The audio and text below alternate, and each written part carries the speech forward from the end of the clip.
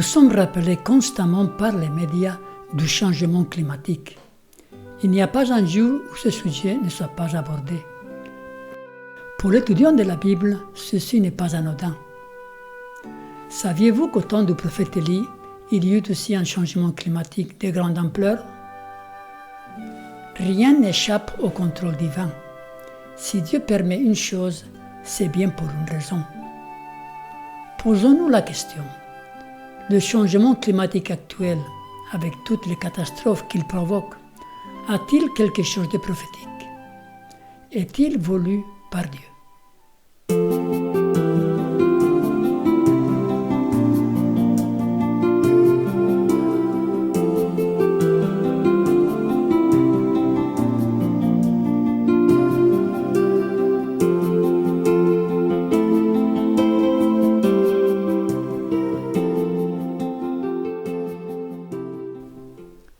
Le dérèglement climatique au temps du prophète Élie.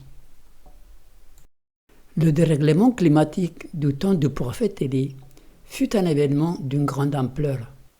C'était une époque d'une grande apostasie au sein du peuple d'Israël. Dieu envoya une grande calamité pour que les gens puissent réfléchir, se repentir et se tourner vers lui. Le prophète Élie alla vers le roi d'Israël et lui dit: « L'Éternel est vivant, le Dieu d'Israël, dont je suis le serviteur. Il n'y aura ces années ni rosée ni pluie, sinon à ma parole. » Cette sécheresse fut directement provoquée par la volonté divine, et ce fut une grande calamité. Des milliers de personnes périrent à cause de la famine. Essayons d'imaginer 3 ans et demi sans pluie, à notre époque actuelle. Ce serait vraiment l'hécatombe. Des millions périraient de faim, de soif ou victimes de conflits issus de cet événement. Nous avons une petite idée de l'ampleur de cette catastrophe en lisant le verset 12 du chapitre 17, en parlant de la veuve de Sarepta. Mais elle lui répondit: « Aussi vrai que l'Éternel ton Dieu est vivant, je n'ai pas le moindre morceau de pain chez moi. Il me reste tout juste une poignée de farine dans un pot et un peu d'huile dans une jarre. J'étais en train de ramasser 2 bouts de bois. Je vais rentrer et préparer ce qui me reste pour moi et pour mon fils. Quand nous l'aurons mangé, nous n'aurons plus qu'à attendre la mort. » Donc on peut imaginer que beaucoup de gens se trouvaient dans cette même condition, au bord de la mort, au bord de la famine, et beaucoup sont morts. Écoutez cette citation inspirée. « L'esprit contraignant de Dieu est actuellement en train de se retirer du monde. Les ouragans, les tempêtes, les orages, le feu et l'inondation, les désastres sur terre et sur mer se suivent dans une succession rapide. La science cherche à expliquer ceci. Les signes s'accumulant autour de nous qui nous parlent de l'approche du Fils de Dieu sont attribués à une toute autre que la vraie cause. Les hommes ne peuvent pas discerner les anges comme des sentinelles retenant les 4 vents, afin qu'ils ne soufflent tant que les serviteurs de Dieu ne sont pas scellés. Mais quand Dieu ordonnera ses anges de lâcher les vents, il y aura une telle scène de conflit qu'aucune plume ne peut décrire. La science cherche toujours des explications scientifiques. Aujourd'hui, on nous parle du réchauffement climatique dû aux émissions de gaz à effet de serre. On nous parle du phénomène del Niño ou de la Niña comme des explications du dérèglement climatique. Mais en fait, la vraie cause est ignorée, comme il dit dans ce passage que nous venons de lire. La vraie cause de tous ces phénomènes qu'on voit, c'est que l'esprit contraignant de Dieu est actuellement en train de se retirer du monde. Nous allons faire une étude typologique, mettant en parallèle l'expérience d'Élie avec celle du peuple de Dieu à la fin. Notre monde actuel est secoué par de grandes calamités. Et Dieu les permet pour que les humains prennent conscience du danger qui les menace. Le but de Dieu est de sauver, non pas de détruire. Le temps est proche quand il y aura un chagrin dans le monde qu'aucun bon humain ne pourra guérir. L'Esprit de Dieu se retire de la terre. Les désastres sur terre et sur mer se succèdent rapidement. Nous entendons parler régulièrement des séismes, des tornades, de la destruction par le feu et l'inondation, avec une grande perte de vies humaines et de propriétés. Apparemment, ces calamités sont des éruptions capricieuses, des forces désorganisées, non régulées de la nature, entièrement au-delà du contrôle de l'homme. Mais dans cela, le but de Dieu peut être lu et interprété. Elles sont parmi les agences par lesquelles Dieu cherche à réveiller des hommes et des femmes à un sens plus aigu de leur danger. Le changement climatique doit nous faire réfléchir, nous réveiller, nous faire prendre conscience du danger de notre fragilité. De même que pour le prophète Élie, Dieu a envoyé cette catastrophe parce que le peuple était dans une grande apostasie. Ils avaient oublié Dieu et Dieu voulait les faire réfléchir. Savez-vous combien de temps dura cette affreuse sécheresse du temps d'Élie, sans pluie ni rosée? 3 ans et demi exactement. Et Jésus le confirme. Je vous le dis en vérité, il y avait plusieurs veuves en Israël du temps d'Élie, lorsque le ciel fut fermé 3 ans et 6 mois, et qu'il y eut une grande famine sur toute la terre. Voyez comme Jésus est précis, il dit 3 ans et 6 mois.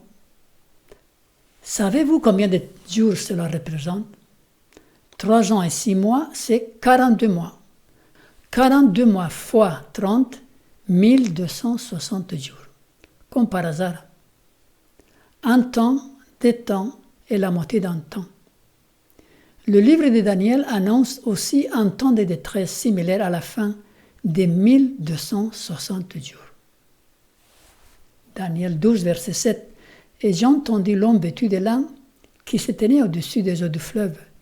Il leva vers les cieux sa main droite et sa main gauche, et il jura par celui qui vit éternellement que ce sera dans un temps, 2 temps et la moitié d'un temps, et que toutes ces choses finiront quand la force du peuple saint sera entièrement brisée.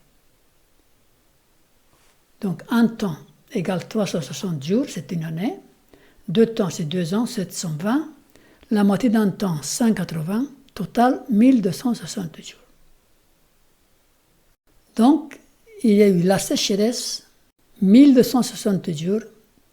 Et après, vers la fin de cette période de sécheresse, Élie alla voir de nouveau le roi Akab. Bien des jours s'écoulèrent et la parole de l'Éternel fut ainsi adressée à Élie, dans la 3e année. Va, présente-toi devant Akab, et je ferai tomber de la pluie sur la face du sol. Élie est accusé du malheur de la sécheresse. À peine Akab aperçut Élie qui lui dit « Est-ce toi qui jettes le trouble en Israël ?» Élie répondit « Je ne trouble point Israël, c'est toi au contraire, et la maison de ton père, puisque vous avez abandonné les commandements de l'Éternel, et que tu es allé après les Baals. » Ainsi, à la fin, après les 3 années et demie de calamités climatiques, pour nous aussi, il y aura la même chose. Il faudra trouver un bouc émissaire, un responsable des calamités, quelqu'un qui va porter le blâme. Et remarquez ce qu'Élie répond au roi. C'est toi et la maison de ton père, puisque vous avez abandonné les commandements de l'Éternel. Ce même argument est applicable pour la fin, car la marque de la bête, justement, va obliger les hommes à transgresser ou à abandonner le commandement de l'Éternel. Donc, qu'est-ce qu'il fait Élie? Élie lui propose un test au roi Akab. Fais maintenant rassembler tout Israël auprès de moi à la montagne du Carmel, et aussi les 450 prophètes de Baal et les 400 prophètes d'Astarté qui mangent à la table de Jézabel. Donc voilà un test. Sous le mont Carmel, chacun doit choisir entre Dieu et Baal. Alors Élie s'approcha de tout le peuple et dit, « Jusqu'à quand clocherez-vous des deux côtés? Si l'Éternel est Dieu, allez après lui. Si c'est Baal, allez après lui. » Le peuple ne lui répondit rien. De même qu'au temps d'Élie, un test sera mis en place pour prouver qui sera pour Dieu et qui sera pour Baal. Devinez-vous de quel genre de test je vais vous parler? Évidemment, c'est la marque de la bête. Donc, il y a eu le début de la sécheresse, pour le temps Élie, 1260 jours. Après, il y a eu le test de Carmel. À la fin, il y aura aussi la même chose, une période de 3 ans et demi. Et après, il y aura le test de la marque de la bête. Continuons l'histoire. Qu'on nous amène 2 taureaux, qu'ils choisissent pour eux l'un d'eux, qui le découpe, qu'ils en disposent les morceaux sur le bois, mais sans y allumer de feu. Je ferai de même avec l'autre taureau. Je le placerai sur le bois et je n'y mettrai pas le feu. Puis vous invoquerez votre Dieu, et moi j'invoquerai l'Éternel. Le Dieu qui répondra en faisant descendre le feu, c'est celui-là qui est Dieu. Tout le peuple répondit, d'accord, c'est bien. Et vous connaissez l'histoire. Les prophètes de Baal furent incapables de faire descendre le feu du ciel pour consommer le sacrifice. Cependant, à la fin, le faux prophète fera descendre le feu du ciel.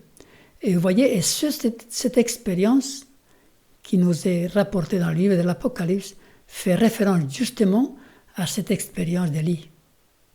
Apocalypse 13, 13. Et elle opérait de grands prodiges, même jusqu'à faire descendre du feu du ciel sur la terre à la vue des hommes. Donc le faux prophète, à la fin, fera descendre le feu du ciel. Pour notre époque, le résultat du test sera moins concluant. Il ne sera pas aussi spectaculaire. Pour choisir, il ne faudra pas se fier aux apparences, aux miracles, aux prodiges.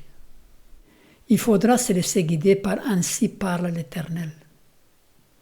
Il nous est dit, Apocalypse 19, 20, « Et la bête fut prise, et avec elle le faux prophète, qui avait fait devant elle les prodiges par lesquels il avait séduit ceux qui avaient pris la marque de la bête et adoré son image. » Donc, à la fin, il y aura des prodiges faits par le faux prophète pour tromper, et beaucoup de gens seront trompés malheureusement.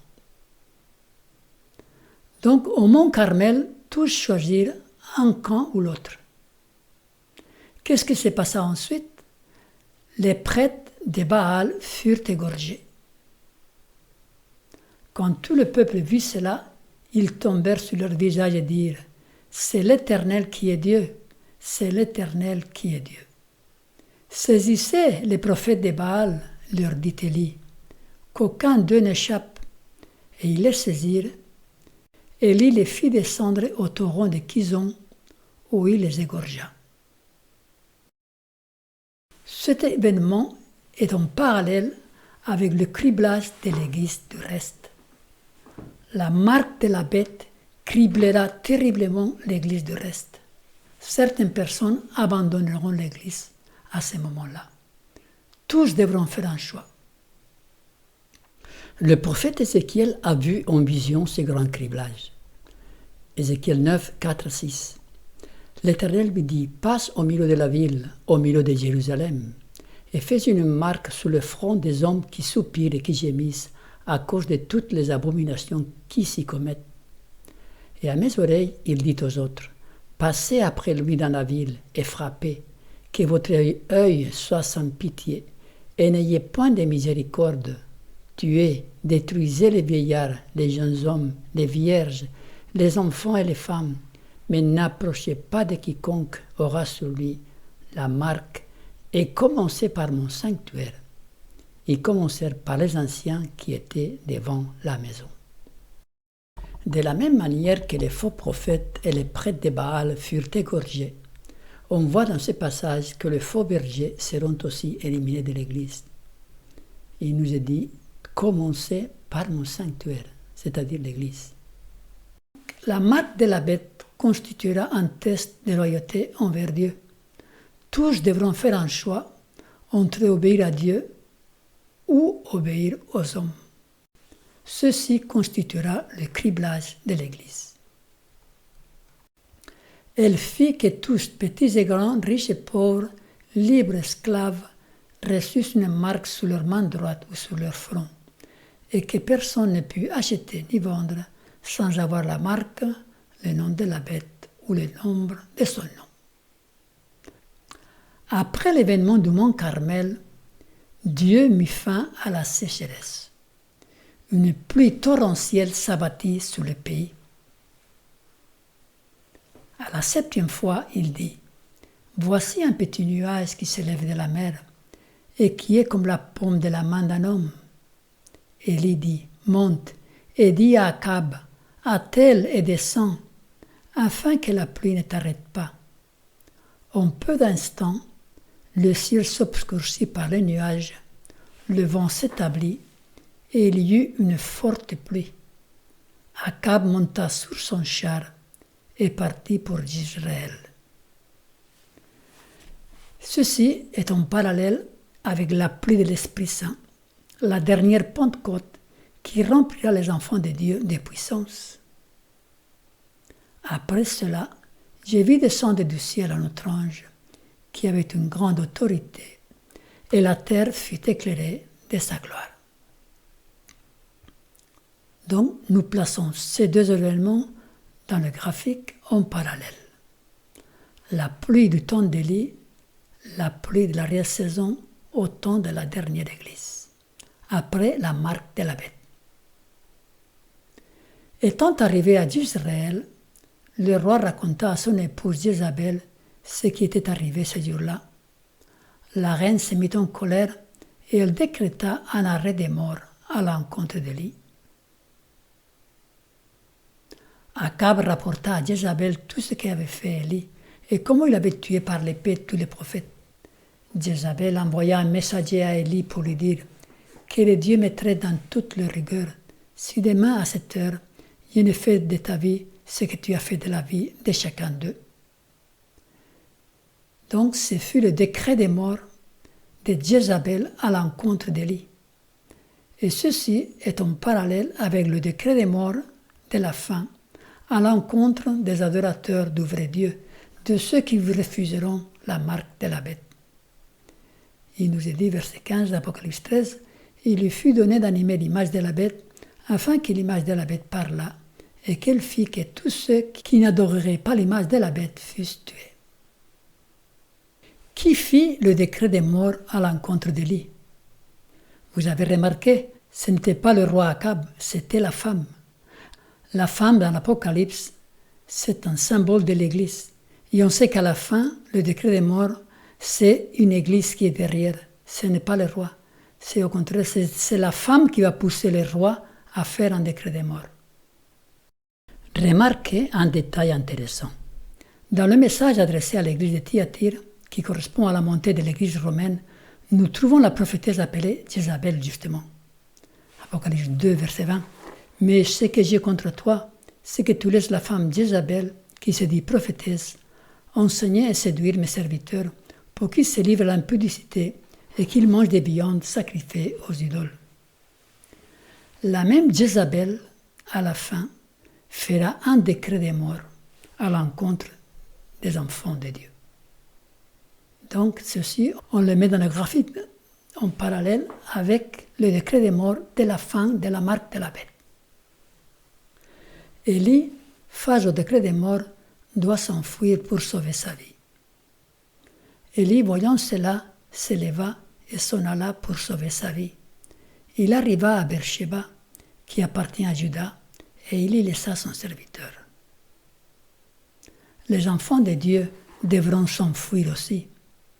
Jésus avait dit en parlant de ce temps-là, « C'est pourquoi, lorsque vous verrez l'abomination de la désolation, Et ceci, c'est la marque de la bête. Nous avons fait une étude de Daniel 12. L'abomination de la désolation, à la fin, c'est la marque de la bête. Donc Jésus dit, comme vous verrez, l'abomination de la désolation, dont a parlé le prophète Daniel, Daniel 12, établit un lieu saint, que celui qui lit fasse attention, alors que ceux qui seront en Judée fuient dans les montagnes. Donc, on les met en parallèle aussi, ces deux événements. Élie fuit dans les montagnes, les saints fuient dans les montagnes. Élie est encouragé par Dieu, il est nourri par un ange et il part vers la montagne de Dieu. Élie s'éleva, mangea et but, et avec la force qu'il lui donna cette nourriture, il marcha 40 jours et 40 nuits jusqu'à la montagne de Dieu à Horeb. Les saints, à la fin, aussi seront nourris par les anges quand ils devront s'enfuir dans les montagnes. Dieu prendra soin d'eux. Alors sera venu pour nous le temps de faire complètement confiance à Dieu et il nous soutiendra. Dieu vit que le pain et l'eau nous serons assurés en ce temps et que nous ne serons pas dans le besoin, que nous ne souffrirons pas de la faim, car Dieu peut dresser pour nous une table dans le désert. Au besoin, il enverrait des corbeaux pour nous nourrir, comme il l'a fait pour Élie, ou il ferait pleuvoir de la main des cieux, comme il l'a fait pour les Israélites. Donc, mettons cela en parallélisme. Élie est nourri par un ange et il part vers la montagne de Dieu. Les saints aussi, ils sont nourris par les anges et ils doivent s'enfuir pour sauver leur vie. Voyons maintenant le temps de détresse de Jacob. Cette période où les saints devront s'enfuir correspond à ce que la Bible appelle le temps de détresse de Jacob. C'est le temps entre le décret des morts et leur délivrance. Ceci se trouve dans le livre de Jérémie. « Voici les jours viennent, dit l'Éternel, où je ramènerai les captifs de mon peuple d'Israël et de Juda, dit l'Éternel. Je les ramènerai dans le pays que j'ai donné à leur père, et ils le posséderont. Malheur, car ce jour est grand, et il n'y en a point eu de semblable. C'est le temps de détresse pour Jacob, mais il en sera délivré. » Ce passage nous transporte à la fin de l'histoire, où Dieu va ramener les captifs de son peuple. C'est-à-dire, c'est quand Jésus revient, il va prendre tous ses enfants. Et juste avant ce temps, les enfants de Dieu, ce sont les descendants de Jacob, Jacob et Israël et Juda, c'est une typologie. Ils vont passer par un terrible temps de détresse. Il dit que c'est le temps de détresse pour Jacob. Mais il en sera délivré. Je vis que les 4 anges retenaient les 4 vents jusqu'à ce que l'œuvre de Jésus dans le sanctuaire soit terminée. Alors tombèrent les 7 fléaux. Ceux-ci rendirent les méchants furieux contre les justes. Ils croyaient que nous avions attiré sur eux le jugement de Dieu. S'ils pouvaient, pensaient-ils, débarrasser la terre des gens tels que nous, ces fléaux cesseraient. Un décret fut promulgué ordonnant l'extermination des saints, ce qui amena ceux-ci à crier jour et nuit pour obtenir la délivrance. C'était le temps de détresse de Jacob. Avez-vous remarqué combien de temps dura la fuite d'Élie? Il nous est dit, Élie s'éleva, mangea et but, et avec la force qu'il lui donna cette nourriture, il marcha 40 jours et 40 nuits jusqu'à la montagne de Dieu à Horeb. Ce n'est pas un hasard ni une coïncidence. Dieu a planifié tout cela à l'avance. De la même manière qu'Élie le prophète marcha 40 jours depuis le décret des morts jusqu'à la montagne de Dieu, ainsi les saints à la fin, les 144 000, traverseront 40 jours de preuve depuis le décret des morts jusqu'à leur délivrance lors de la 7e coupe. C'est le temps de trouble de Jacob. Et pourquoi de Jacob? Ésaü venait à la rencontre de son frère Jacob avec l'intention de le tuer.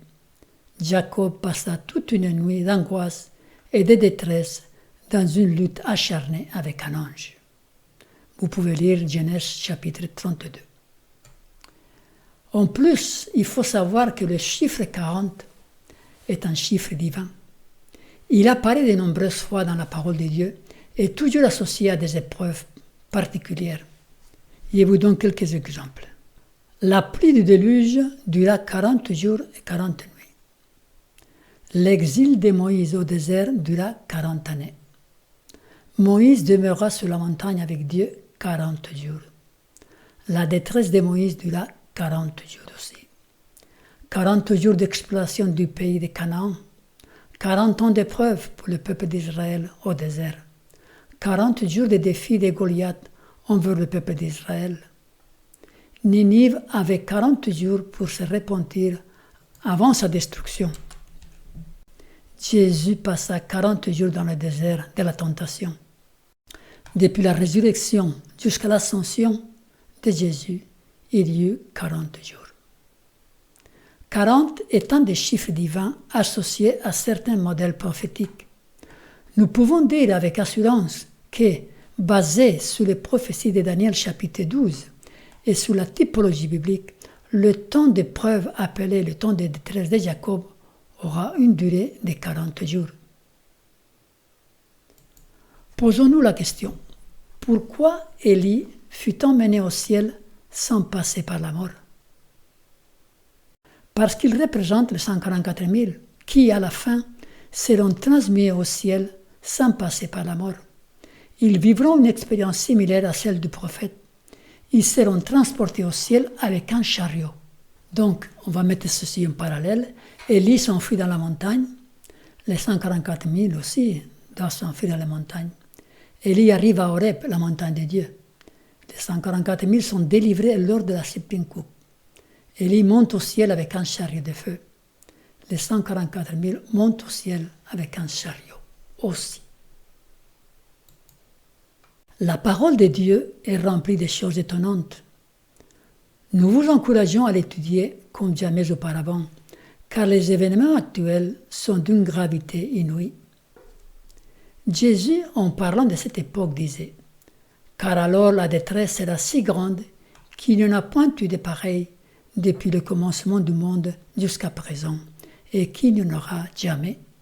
Et si ces jours n'étaient abrégés, personne ne serait sauvé, mais à cause des élus, ces jours seront abrégés. » De la même manière que Dieu s'est servi d'une grande calamité naturelle au temps du prophète Élie pour faire réfléchir son peuple et l'amener à la repentance, ainsi il en sera de même à la fin. Élie est un type des 144 000 ou des saints qui vivront à la fin. Élie est un type des saints qui vivront à la seconde venue de Christ et seront changés en un instant, en un clin d'œil à la dernière trompette, sans connaître la mort. C'est comme représentant de ceux qui seront enlevés au dernier jour que vers la fin du ministère du Sauveur, il s'éteint avec Moïse près de lui sur la montagne de la transfiguration. Dans ces deux hommes de Dieu glorifiés, les disciples virent en miniature le royaume des rachetés. Ils virent Moïse représentant ceux qui ressusciteront à la seconde venue du Christ. Ils virent Élie représentant ceux qui, à la fin de l'histoire de ce monde, revêtiront l'immortalité et seront enlevés au ciel sans passer par la mort. Le changement climatique actuel annonce les événements de la fin. Au temps du prophète Élie, le peuple eut encore la possibilité de se repentir et recommencer. Aujourd'hui, nous vivons au temps de la fin. Il n'y aura pas d'issue. La Bible annonce la destruction totale de notre planète par le feu. Tandis que par la même parole, les cieux et la terre d'à présent sont gardés et réservés pour le feu, pour le jour du jugement et de la ruine des hommes impies. Tous ceux qui se trouveront du côté de Dieu seront sauvés, les autres seront détruits. Voici, le jour de l'Éternel arrive, jour cruel, jour de colère et d'ardente fureur, qui réduira la terre en solitude et on exterminera les pécheurs. Imaginez que vous êtes dans un bâtiment qui vient de prendre le feu. Les secours arrivent et vous disent de sortir pour sauver votre vie. Vous avez le choix, vous refusez de le faire et vous choisissez d'y rester. Qui sera à blâmer de votre mort? Il en est de même avec le problème du péché. Dieu va détruire la terre infestée par le péché. Il n'arrête pas d'avertir l'humanité. Cependant, celle-ci a le libre arbitre. Dieu ne force personne. Et qui sera à blâmer pour sa destruction? Écoutez ceci. Le présent est un temps d'intérêt primordial pour tous les êtres vivants.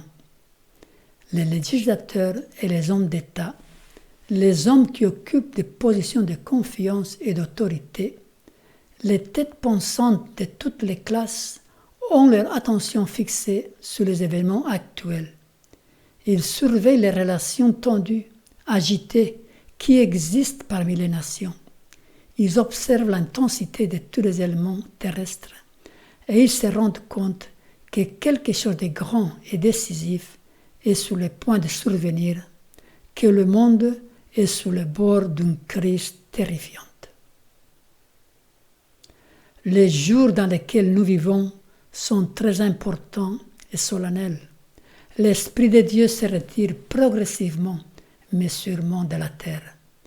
Plaies et jugements tombent déjà sur ceux qui méprisent la grâce divine. Les calamités sur terre et sur mer, l'état incertain de la société, les alarmes de guerre sont sinistres. Ils prévoient l'approche d'événements de la plus grande magnitude. Les agences du mal combinent leurs forces et s'unissent. Ils se fortifient pour la dernière grande crise. Des grands changements doivent bientôt survenir dans notre monde et les mouvements finaux seront rapides.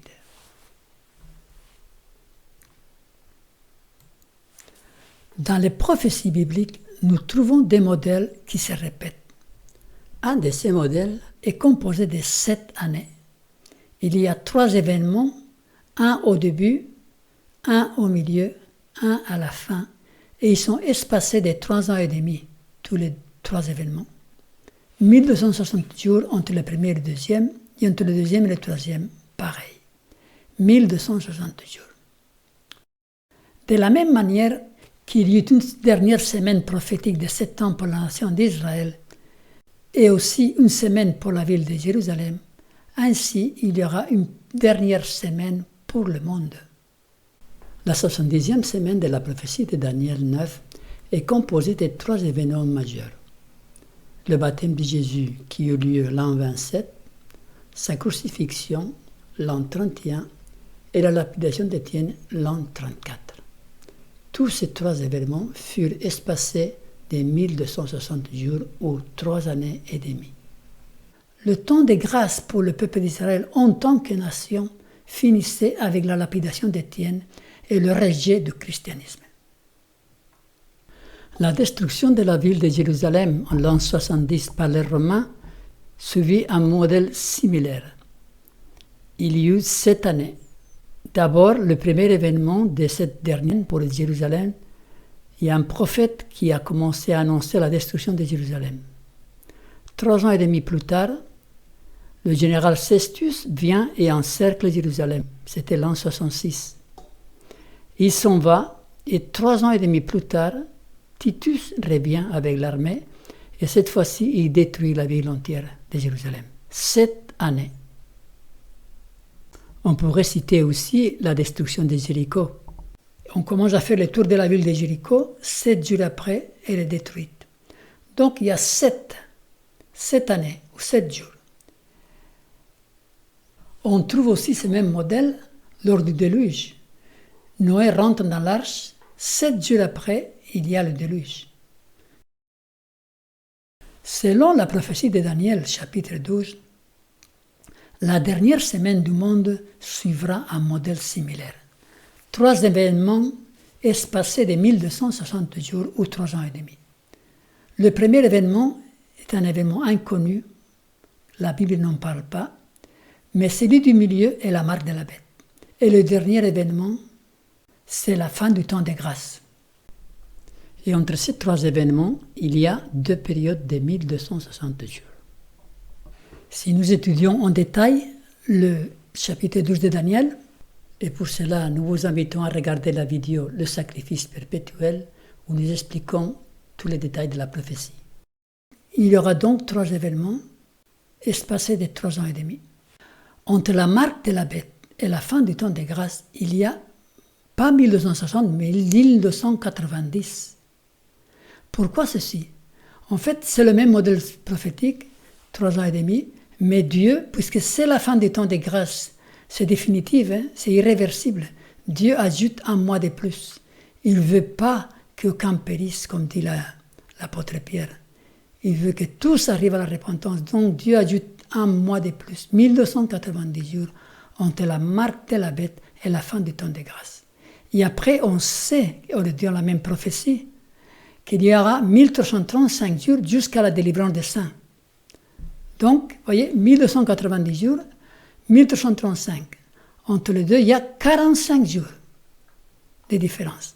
Alors, qu'est-ce qui se passe? Après la fin du temps de grâce, il y a encore 45 jours jusqu'à la délivrance des saints. Et maintenant, nous allons voir un autre graphique où c'est vraiment intéressant parce que ceci nous rappelle l'expérience que nous avons étudiée d'Élie. Donc, fin du temps de grâce jusqu'à la délivrance des saints, 45 jours. 1335 moins 1290. Et là, on sait qu'il y a les coupes qui commencent à tomber sur la terre. Première coupe, après la fin du temps de grâce, il y a la première coupe, la deuxième coupe, et c'est après la deuxième coupe qu'il y a le décret de mort.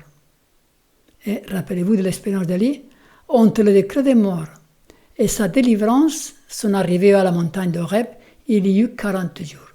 Donc de même, pour les saints à la fin, entre le décret de mort qui aura lieu entre la deuxième et la troisième coupe, il y aura 40 jours. Et c'est ça, c'est le temps de détresse de Jacob. Et ça correspond à Daniel 12. Il y a 45 jours au total entre la fin du temps de grâce et la délivrance des saints. Et là, entre le décret de mort et la délivrance, il y a 40 jours. Comme pour Élie, ce n'est pas une coïncidence. Dieu voit l'avenir. Il voit tout à l'avance. Et il a préparé ces modèles pour fortifier notre foi, pour nous encourager, pour nous aider à regarder en haut et ne pas garder les yeux centrés sur cette terre. Chers amis, si vous hésitez encore à quitter le bâtiment en feu, faites confiance aux pompiers, car ils sont là pour une mission de sauvetage. C'est pourquoi, selon ce que dit le Saint-Esprit aujourd'hui, si vous entendez sa voix, n'endurcissez pas vos cœurs, comme lors de la révolte, le jour de la tentation dans le désert. Que le Seigneur vous bénisse.